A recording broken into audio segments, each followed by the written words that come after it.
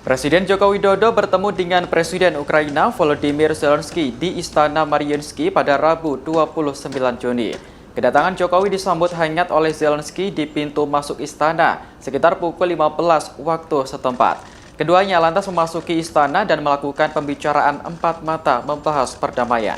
Momen ini terlihat dalam video yang diunggah di akun Instagram Presiden Zelensky pada Rabu 29 Juni. Jokowi tampak mengenakan kemeja putih saat tiba di Istana Mariinsky.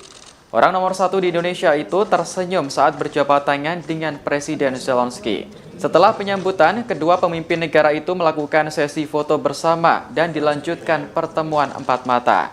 Jokowi dan Zelensky tampak duduk di sebuah ruangan khusus di dalam istana. Pertemuan empat mata itu membahas soal perdamaian perang dengan Rusia. Hal ini sebelumnya pernah ditegaskan Presiden Jokowi sebelum berangkat kunjungan ke luar negeri pada Minggu 26 Juni lalu. Menurut Jokowi, sudah semestinya peperangan harus dihentikan. Selain itu, Jokowi juga mendorong untuk mencari solusi dalam menghadapi krisis pangan dan krisis energi yang sedang melanda dunia. Sebagai informasi, ada sejumlah agenda selama kunjungan Presiden Jokowi ke Ukraina. Pertama, Jokowi meninjau puing-puing kompleks apartemen Lipki di kota Irpin. Presiden juga berkunjung ke pusat ilmiah dan bedah endokrin, transplantasi organ dan jaringan endokrin Ukraina di kota Kiev. Dalam kunjungan itu, Ibu Iriana secara simbolis menyerahkan bantuan kemanusiaan kepada korban terdampak perang.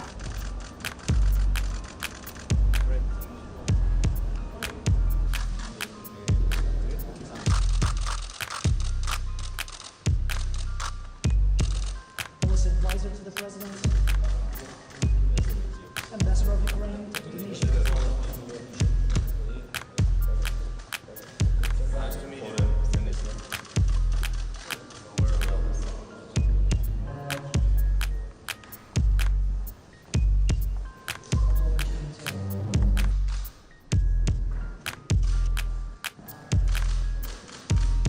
Terima kasih sudah nonton.